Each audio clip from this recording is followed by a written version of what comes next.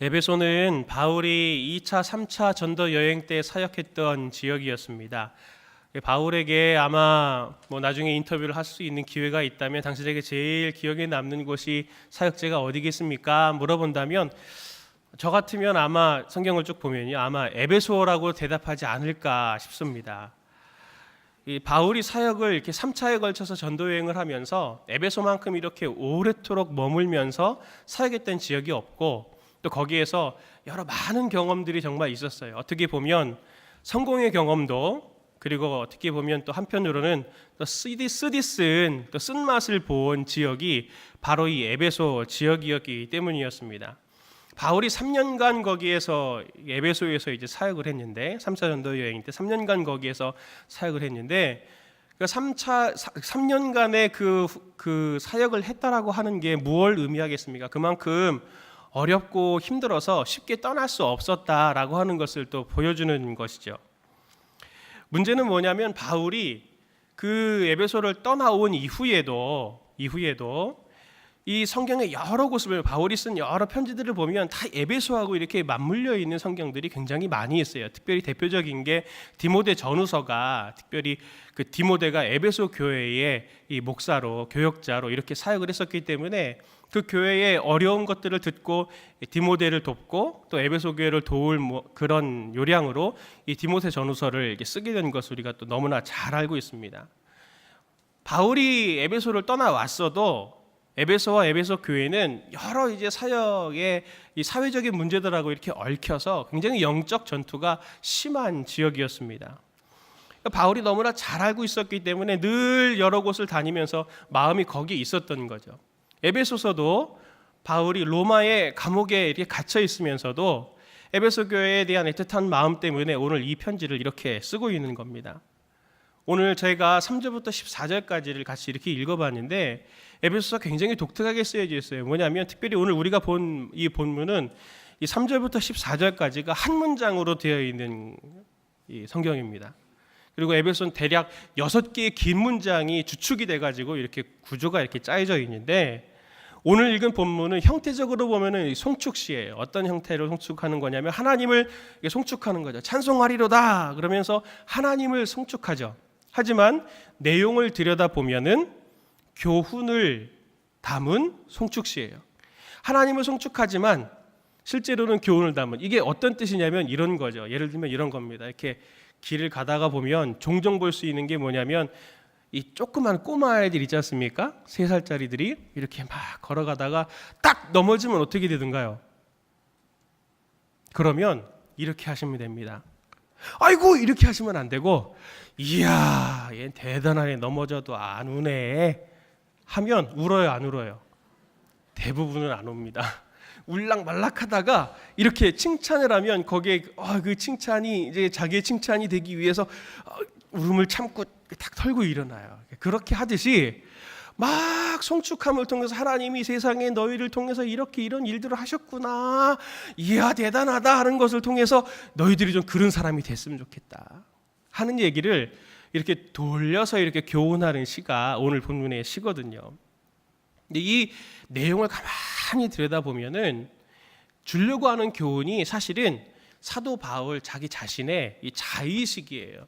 자기 자신의 삶의 태도, 삶의 철학, 삶의 방향성, 이런 게 오늘 이 본문의 이 송축시에 그대로 녹아들어가져 있습니다.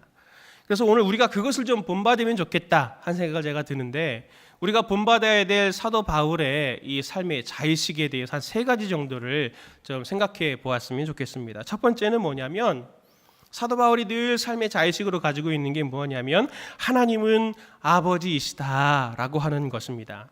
그래서 우리는 하나님의 집안 사람이다라고 하는 것입니다. 새롭지는 않죠? 이 이야기가 그만큼 우리한테는 너무 익숙한 주제예요. 이게 이거 늘상 우리 기도할 때도 하나님 아버지 이렇게 기도하잖아요, 그렇죠? 예. 그런데 이게 사실은 굉장히 충격적인 이야기거든요. 3절을 보면 바울이 이렇게 말합니다. 찬송하리로다 하나님 곧 우리 주 예수 그리스도의 아버지께서 하늘에 속한 모든 신령한 복을 우리에게 주시되 그랬습니다. 하나님을 어떻게 부르고 있나요? 우리 주 예수 그리스도의 아버지께서. 이렇게 설명하고 있는 건 뭐냐면 아주 의도적인 거예요. 뭐냐면 바울의 강조점은 뭐냐면 하나님은 애초에 너희의 아버지가 아니셨다라고 하는 거예요. 하나님은 그리스도의 아버지지 너희의 아버지가 아니었다. 예수 메시아의 아버지였다라는 얘기인 거죠. 그가 오늘 너희들에게 아버지라고 부를 수 있는 호칭으로 다가오게 된 것은 하나님이 말로 할 수 없는 은혜의 선물로 너희들에게 선물로 주신 거지 이걸 당연하게 여길 게 아니고 이러한 것은 굉장한 특권이다라는 얘기를 지금 하고 있는 것이죠. 5절 말씀 보면 이렇게 얘기하죠. 그 기쁘신 뜻대로 우리를 예정하사 예수 그리스도로 말미암아 자기의 아들들이 되게 하셨으니 라는 이 말씀을 우리가 받을 때 늘 한쪽에 머릿속에 딱 생각하는 건 뭐예요? 아, 이 말씀은 예정론에 대해서 얘기하는 거구나 라는 생각을 하시면 안 됩니다. 여기에서 포인트는 뭐냐면 예정론을 말하려고 하는 게 아니라 본문에서 말하고 싶어하는 핵심 뭐냐면 아버지와 아들이라는 단어에 있어요. 아버지와 아들, 이것은 뭘 보여주는 것입니까? 하나님과 우리가 뭐라는 거예요? 가족이라는 거예요. 가족. 성경에서 구원을 표현하는 가장 강력한 그림 중에 하나가 바로 이 가족이라는 그림입니다. 하나님과 전혀 상관없는 자가 하나님의 가족이 될 수 없는 자가 하나님의 가족이 되는 것, 그것이 구원의 특징을 보여주는 가장 큰 그리고 선명한 그림이에요. 우리가 하나님의 자녀예요. 하나님이 우리의 아버지예요. 여기서 중요한 것은 무엇입니까? 호칭이 중요한 게 아니죠. 호칭의 차이가 아니에요. 이 하나님이 우리의 아버지고 나는 하나님의 자녀다라고 하는 여기에 신앙생활의 출발점이 사실 있는 것입니다. 죄사함을 비롯해서 성화부터 시작해서 우리에게 주시는 모든 은혜를 비롯해서 하나님께서 우리에게 주시는 모든 사명과 계획들까지도 우리가 하나님의 가족이기 때문에 우리에게 이렇게 물려받게 되는 거예요. 하나님을 우리가 아버지라 부를 수 있고 내가 하나님의 아들이다, 딸이다 라는 호칭을 우리가 갖게 되는 것은 뭐냐면 운명 공동체가 된다는 겁니다. 누구랑?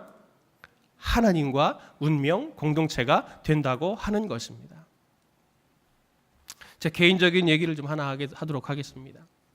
제가 중학교 1학년쯤 되었을 때에 가정이 정말 어려웠어요.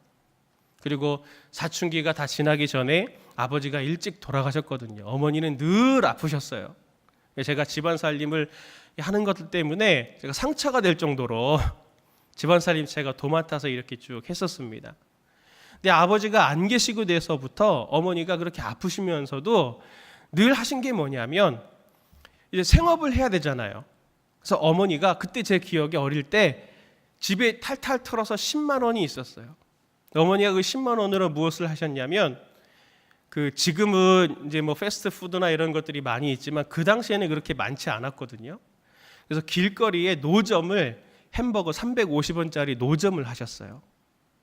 근데 그렇게 해서 늘상 순수입으로 남는 게 한 2,000원 정도였는데 그걸로 이제 쌀 사면 한 대가 2,000원이요, 2,800원 뭐 이랬는데 한 대 그거 사면 이제 남는 게 없는 이제 그런 삶을 저희가 한 2년인가 3년인가 제가 그렇게 이제 살았었어요.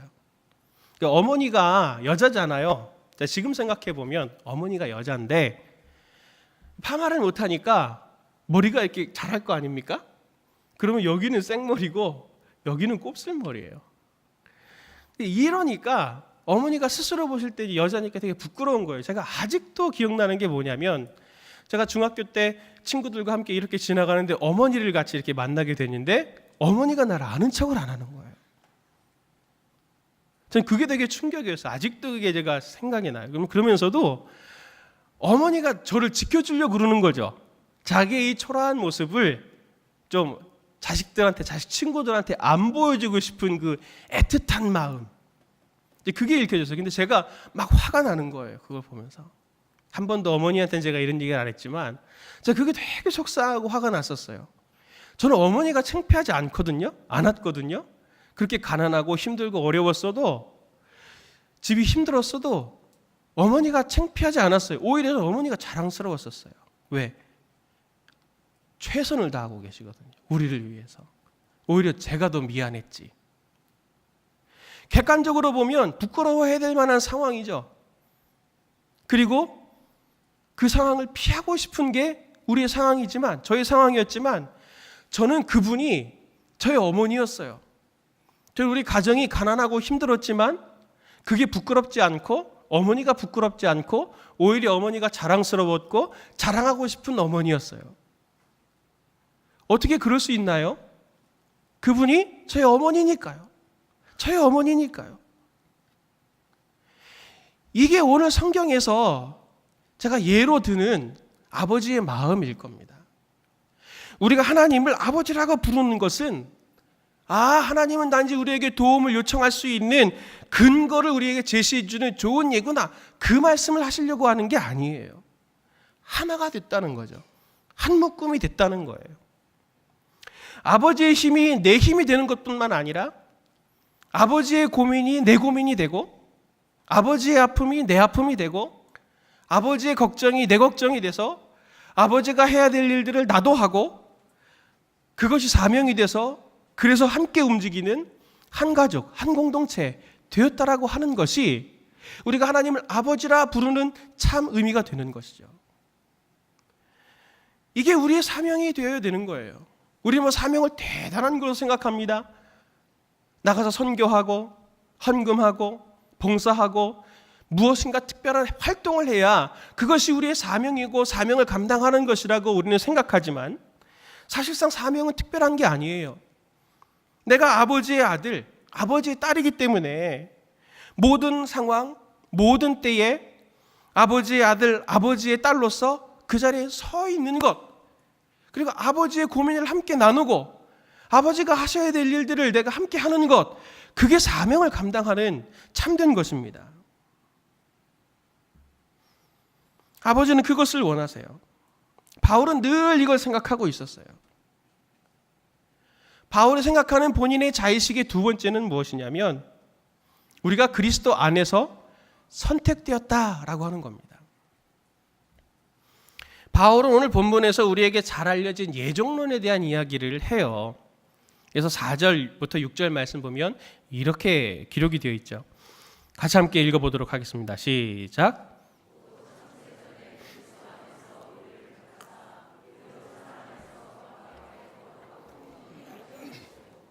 그 기쁘신 뜻대로 우리를 예정하사 예수 그리스도로 말미암아 자기의 아들들이 되게 하셨으니, 이는 그가 사랑하시는 자 안에서 우리에게 거저 주시는 바 그의 은혜의 영광을 찬송하게 하려는 것이라. 아멘. 우리는 이 예정론에 대한 것들을 생각할 때 나 자신의 관점에서 이렇게 해석하는 경우들이 있어요. 4절부터 5절까지만 보면 그렇게도 볼 수 있을 것 같아요. 그런데 바울이 진짜 하고 싶어하는 얘기는 사실 6절에 있습니다. 우리를 통해서 하나님이 그렇게 우리를 예전부터 예정하시고 택하신 이유는 6절에 우리를 통해서 하나님의 은혜의 영광, 찬란함을 송축하는 일들이 나타나게 하기 위해서 우리를 그렇게 택하셨다라고 하는 겁니다. 문법이 굉장히 어렵기 때문에 사실 번역을 해놓고도, 번역이 되었지만도 이게 뭔가 고민할 수 있어요. 예정론에 있어서 가장 중요한 것은 뭐냐면 택하심, 선택이라는 개념을 잘 이해하는 게 중요합니다. 이는 신구약의 통전적인 개념에서 좀 이해를 해야 되는데, 하나님이 구약이나 신약에서 어떤 사람들을 선택하심은 항상 자신의 어떤 특별한 목적을 위해서 선택이라는 행동을 하시는 거예요. 그러니까 하나님이 우리를 택하셨다라고 할 때는 우리에게 어떤 특별한 하나님의 뜻이 있다라고 하는 것을 보여주는 것이죠.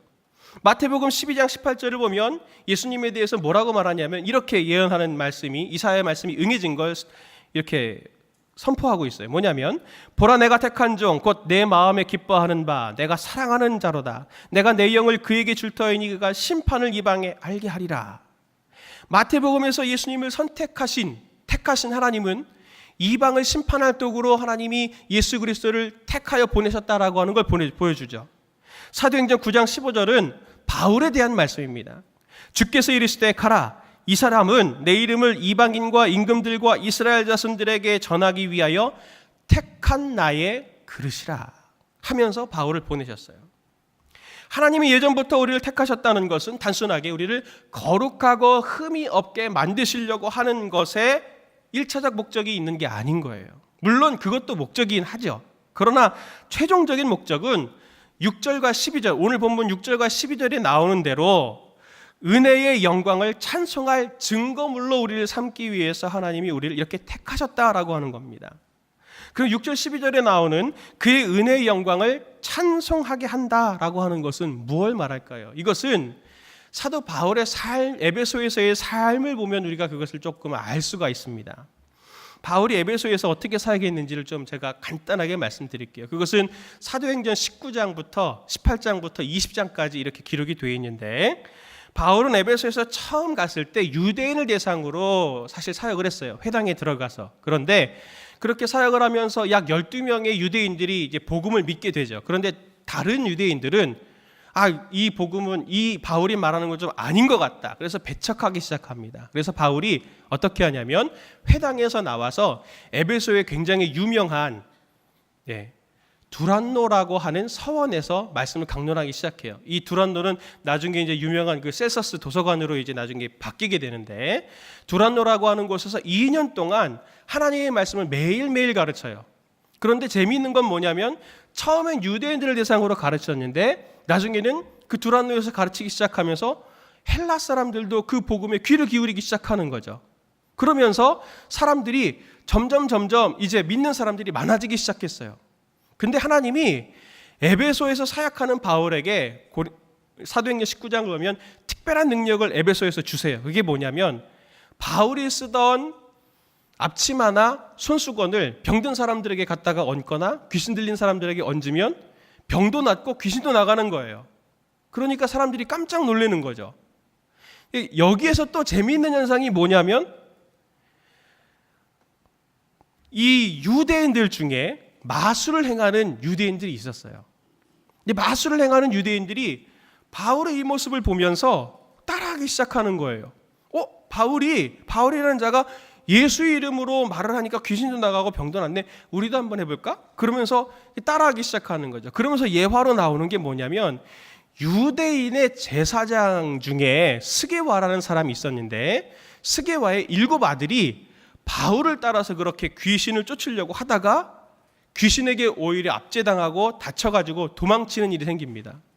근데 그걸 보고 사람들이 뭐라고 그러냐면 세상에 바울을 따라가려고 했던 사람들이 오히려 귀신들에게 압제당하고 그렇게 무시당했대 하는 얘기가 퍼지기 시작하면서 마술을 행하던 사람들이 싹 자기가 가지고 있던 마술책들을 모아다가 한 곳에 모아놓고 불태우기 시작해요. 그 비용이 은으로 5천 정도 되는데 제가 계산해 봤어요. 돈이 어느 정도 되냐면 25억 정도 되더라고요. 25억 원어치의 마술책들을 쌓아놓고 불을 확 질러서 그 사람들이 돌이켜서 예수님을 믿기 시작하는 일들이 일어난 거예요. 더 재미있는 일들은 뭐냐? 그걸 보고 어떤 일이 생겼냐면 모든 사람들이 다 이제 바울도 알고 바울이 전하는 예수님도 알게 된 거죠. 근데 그때 바울은 뭐 했습니까? 아무것도 안 했어요. 사실은 매일 하던 일을 그대로 했던 것 뿐이에요. 근데 그 에베소라고 하는 지역에 우상을 섬기는 일들이 중지되기 시작하니까 거기에 데메드리오라고 하는 은장색이 그 우상을 만드는 은장색이 밥줄이 끊기게 된 거죠. 그러니까 이 사람들을, 바울과 그 믿는 사람들을 이제 잡아서 없이 하려고 폭동을 일으키는 그런 사건까지 점점 많은 일들이 에베소에서 복잡다단하게 이제 일어나게 되는 거예요. 제가 이 말씀을 왜 드리느냐? 오늘 6절 12절에 나오는 그의 은혜의 영광을 찬송하게 한다라고 하는 것이 바울의 이 모습을 그대로 반영하고 있는 거예요. 바울은 늘상 자기가 하던 대로 복음에 합당하게 살아낸 거예요. 바울은 특별히 무엇인가 한 일이 없어요.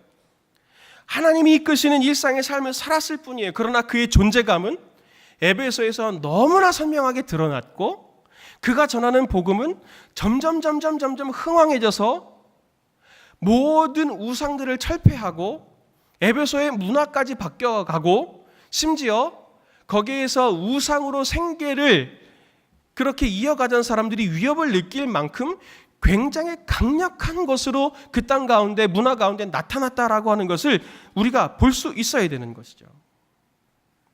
바울은 오늘 본문에서 이렇게 말해요. 3절 보면 모든 신령한 복을 우리에게 주신다. 4절 말씀 보면 우리를 택하신다. 5절 보면 우리를 예정하셨다. 6절 보면 우리에게 은혜를 주신다. 7절을 보면 우리는 속량 죄사함을 받았다. 8절에 우리에게 모든 지혜와 총명을 주신다. 9절에서 하나님의 계획과 목적을 우리에게 알게 하신다 하면서 하나님은 이 바울을 통해서 우리를 계속 강조하고 있는 것을 볼 수 있어요. 이 말은 우리가 어떤 자인지를 알기 원한다라는 그 메시지죠. 우리가 어떤 자입니까? 우리는 세상에 나타난 하나님의 아들인 거예요. 세상에 나타난 하나님의 딸인 거예요. 우리의 삶에는 세상에서는 볼 수 없는 하나님의 사랑이 있어요. 우리의 삶에는 세상이 볼 수 없는 알지 못하는 알 수도 없는 하나님의 계획이 우리의 삶에 보여요. 우리에게는 세상이 없는 지혜와 총명이 있어요. 우리에게는 하나님의 죄사함의 은혜가 있어요. 우리에게는 말로 닿을 수 없는 하나님의 그 풍성한 은혜가 우리를 통해서 세상 가운데 보여지게 되는 것이죠. 결국 우리는 누굽니까? 스크린입니다. 스크린. 하나님을 드러낼 스크린. 하나님이 그걸 우리를 그렇게 사용하고 있는 거예요. 그게 오늘 본문에서 말하는 그의 은혜의 영광을 찬송하게 하려 함이라라고 하는 의도의 깊은 뜻입니다. 우리가 없다면 세상은 어디서 하나님의 영광을 보겠습니까? 우리가 없다면 세상은 어디에서 하나님의 사랑을 경험하겠습니까? 우리가 없다면 이 땅을 비치는 하나님의 영광의 빛이 어떻게 볼 수가 있겠습니까? 눈 어두운 자들에게 말입니다. 바울은 이것을 늘 내 삶에 생각하고 있으니 너도 그 생각을 하고 있거라 라고 하는 것을 당부하는 것입니다. 마지막 바울의 이 자의식, 우리가 본받아야 될 세 번째 자의식이 뭐냐면 진실하고 순결해야 된다라고 하는 것입니다. 우리는 진실하고 순결해야 됩니다. 본문을 보면 바울은 그리스도 안에, 그 안에서, 그로 말미암아 뭐 이런 말을 약간 변형시켜서 계속적으로 반복하고 있어요. 몇 번이나 나오냐면 10번이나 나와요. 거의 매구절 나와요. 거의 매구절. 그리스도 안에 계시죠? 그렇죠? 아닌가요? 이 말도 되게 익숙하죠? 굉장히 익숙합니다. 그런데 그리스도 안에 있다는 게 무엇을 말합니까? 라고 말하면 대답 잘 하기가 어려워요. 바울은 10번이나 그리스도 안에 있다. 너희들이. 우리들이 그리스도 안에 있다. 그 안에 있다. 라는 얘기를 왜 그렇게 반복할까요? 많은 사람들이 그리스도 안에 있다고 생각하지만 그리스도 안에 있지 않기 때문입니다. 바벨론에 이스라엘이 다 사로잡혀 간 다음에 이스라엘 백성들이 계속 스스로에게, 자기 스스로에게 던지는 질문 중에 하나가 뭐냐면 참 이스라엘이 누구냐? 누가 참 이스라엘이냐? 하는 거였습니다. 왜냐하면 우리가 호세아 말씀을 계속 보고 있지만 담임 목사님 말씀 통해서 이스라엘 백성들이 하나님 잘 섬긴다고 생각했거든요. 나는 참 이스라엘 백성이라고 생각을 했거든요. 그런데 아니라는 거예요. 자꾸 아니라는 거예요. 나는 그런지 알았는데 바벨론 유수를 딱 당하고 보니까 그 선지자들 말이 다 맞았거든요. 그러면 고민이 드는 거죠. 참 이스라엘은 누구야? 진짜 이스라엘은 누구야? 하는 이 고민이 있었어요. 그 고민의 답이 뭐냐면, 이스라엘이 내린 답이 뭐냐면 하나님이 주신 율법, 그것을 변함없이 잘 지키는 자가 참 이스라엘이다 라는 결론을 냅니다. 그래서 나온 사람들이 사실은 바리새인들이죠. 어떻게든 하나님의 말씀을 잘 지켜보려고 열심을 낸 사람들. 이 질문은 사실 이스라엘이 누구냐, 참 하나님 백성이 누구냐라고 하는 이 질문은 에베소 교인들에게도 지금 바울이 던지는 질문이에요. 왜 그러냐면 에베소 교회는 여러 이단들에 시달렸어요. 그리고 디모데전후서를 봐도 알지만 거기에는 후메네오와 빌레도 같은 사람들이 있어서 늘상 교회를 흐트러뜨리는 암적인 존재들이 늘 있었어요. 변질된 사람들이라는 거죠. 그러니까 그런 사람들이 되지 말고 그리스도 안에서 있는 사람들이 되어야 된다라는 질문을 던지고 있는 거죠. 누가 참 이스라엘입니까? 누가 참 하나님의 백성입니까? 바울은 대답합니다. 그리스도 안에 있는 사람들이 참 하나님의 백성이다. 지금도 그리스도 안에 있는 사람들이, 그리스도라고 하는 것을 원어로 그린다면 그 안에서 머무는 사람들이 바로 참 하나님의 백성이고 하나님의 자녀다라는 얘기를 지금 하고 싶어 하는 것입니다. 이 말은 한꺼풀 더 들어가 보면 이런 말이 되는 거예요. 너희는 그리스도 안에 붙어 있어라. 변질되지 말아라. 세상과 타협하지 말아라 라는 얘기를 지금 하고 있는 거예요. 왜냐하면 우리는 세상과 너무 타협하기 좋아하거든요. 쉽거든요. 편하거든요. 요즘 뜨는 힙합 가수 중에 BY라는 사람을 아십니까? 제가 지난주까지 몰랐는데 어떤 목사님한테 제가 얘기를 듣고 어떻게 최정건 목사님이 BY를 모를 수 있다니 의외입니다. 저한테 그래갖고 제가 충격을 받아 찾아봤어요. 제가 다들 모르시는 것 같아서 요즘 엄청 뜨는 가수래요. 청소년들한테 엄청 뜨는 가수. 이건 믿는 사람뿐만 아니고 안 믿는 사람들한테도 엄청 유명해요. 힙합 가수인데 93년생이고 인천광역시 출생이고 쇼미더머니 5의 우승자래요. 엄청 뜨고 있어요. 근데 Forever라는 가사를, Forever라는 노래가 있는데 가사 일부분을 제가 보겠습니다. 한번 읽어드릴게요. 24신 난 매달 11조 봉투에 100만 원을 100장씩 넣을 거야. 중략. 근데 얘들아, 나는 저걸 따라가지 않아. 더 가치 있는 걸 바라보지. 영원한 걸 따라가렴. 나는 눈에 보이는 달콤한 우상들에겐 평생 절하지 않아. 무언가를 얻지 못해도 난 걷지. 믿음으로 역시 주님께 맡겼지. 그가 원한다면 가고 아님 마라. 자화상이라는 노래는 이렇게 말하고 있어요. 가사가 이래요. 내 죄들은 이미 사하여졌어. 새로운 사랑과 축복으로 인해 내일 아침에 난 다시 나음을 입어. 난 내가 말하는 것과 달리 내 가치를 알아. 특별하고 가치 있는 하나뿐인 자녀임을 말이야. God makes no mistake. 제가 좀 랩을 할 수 있으면 그렇게 해보겠는데 그것까지는 제가 안 돼가지고 BY처럼 못할 것 같아서 제가 그냥 읽어드렸습니다. 이걸 그냥 그 가요 프로그램에서 해요. 가요 프로그램에서 나와요 이게. 엄청 좋아요. 난 크리스찬들도. 제가 찾아보니까 BY에 대한 블로그 평가글이 있더라고요. 그 제목이 뭐냐면 BY가 대중에게 사랑받는 3가지 이유 이렇게 해갖고 제목으로 쫙 해놨는데 두 번째 이유가 기독교예요. 자, 그 일부를 읽어드릴게요. BY 현상이 특이하다는 건 그가 기독교임에도 불구하고 오히려 더 큰 사랑을 받는다는 것이다. 대중들은 가로 열고 특히 젊은이들은 우리나라 기독교에 이미 예전부터 등 돌렸다. 주위의 시선보다는 본인의 신념을 따르며 거침없이 하나님 주님이라는 단어를 내뱉고 믿음은 바라는 것들의 실상. 요한복음 3장 16절. 순수함을 우리가 모두가 절대로 잃지 않길 원해 라고 노래하는 요즘 청년은 매우 희소함이 틀림없다 하면서 크리스천이든 넌 크리스천이든 우린 모두 마음으로 안다. 저 사람이 진짜인지 가짜인지. 가짜들의 고백은 거북스럽거나 불쾌감이 먼저겠지만 진짜들의 고백은 자이언티의 표현처럼 되게 홀리 거룩해진다. 여태껏 대중이 거의 경험해보지 못한 한 사람의 소중한 신앙심은 낯선 만큼 인상적으로 작용했다. 대중이 느끼는 뜻밖의 거룩한 호감인계다. 내가 기억하는 바론 기독교 스피릿이 직설적으로 담긴 노래가 대중가요 차트 정상을 차지한 적은 없었던 걸로 안다 하면서 맨 마지막에 뭐라고 이 사람 넌크리스천 같은데 뭐라고 말하냐면 BY의 하나님은 실로 살아계신가 보다 이러고 끝냈어요. 설교보다 나은 것 같아요. 안 믿는 분이 설교를 이렇게 BY의 하나님은 실로 살아계신가 보다.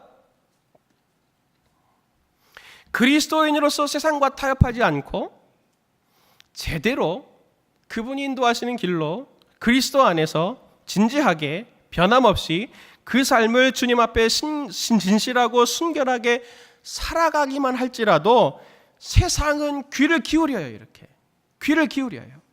그리고 그에게 가까이 와서 그에게 있는 그리스도를 경험하게 되는 거죠. 오늘날 복음이 수치를 당하는 이 시대를 우리가 살아가는 우리가 기독교가 창피한 게 아니고 예수님이 창피한 게 아니라 내가 창피한 거고 우리의 모든 삶에 그리스도 안에 그리스도의 범주에 살아가지 못함에 대한 수치를 우리가 당하고 있는 겁니다. 그리스도 안에 있어야 돼요. 바울은 에베소에서 3년간 사역하면서 복음 앞에 진실한 변질되지 않는 삶, 상황과 환경에 영향받지 않고 오직 복음에만 영향을 받고 그에게 하신 말씀이 영향을 받아서 복음으로 진실하게 살아가는 삶을 통해서 그 하나님이 나의 하나님이고 나의 아버지가 하나님이시다라고 하는 것을 에베소 사람들에게 보여주었어요. 바울은 오늘 그것을 에베소 교인들에게도 부탁하고 있는 것이고 이 본문을 읽는 우리에게도 오늘 그것을 부탁하고 있는 것입니다. 사람들은 사람들에게 서로 이렇게 말합니다. 명절에 특히 그렇죠. 더도 말고 덜도 말고 한가위만 같아라. 계속 이렇게 했으면 좋겠고 풍성했으면 좋겠다. 너에게도 그랬으면 좋겠다. 사람들은 계속 우리에게 복을 빌어달라고 그러고 서로 복을 빌어서 서로 복받기를 원해요. 그런데 오늘 본문의 말씀에 의하면 우리는 세상에 보내진 하나님의 복이에요. 세상에 보내진 하나님의 복이에요. 이미 많은 복을 우리에게 충분히 주셔서 신령한 모든 복을 다 우리에게 주셔서 그 받은 복을 가서 그들에게 복이 되어라. 하나님은 아브라함을 처음 부르실 때 그랬습니다. 내가 너로 큰 민족을 이루고 너에게 복을 주어 내 이름을 창대하게 하리니 너는 복이 될지라. 너는 복이 될지라. 사랑하는 성도님들, 우린 세상 가운데 보내진 하나님의 복들입니다. 복덩이들입니다. 어떻게 복덩이로서 우리가 잘 살아낼 수 있을까요? 바울이 오늘 말하는 것처럼 하나님을 아버지로 한 운명 공동체로 마음에 늘 생각을 하고 그리스도 안에서 특별히 이것을 위해서 우리가 선택받은 보내어진 자들임을 기억하고 그리스도 안에서 거기에서 빠져나오지 않도록 타협하지 않고 순수하고 진실하게 비록 억울할지라도 때로는 손해보는 일이 있을지라도 하나님의 아들, 하나님의 딸로서 더 나아다워졌으면 좋겠습니다. 이 은혜가 우리 모든 성도님들에게 있으시길 예수님의 이름으로 축원을 드립니다.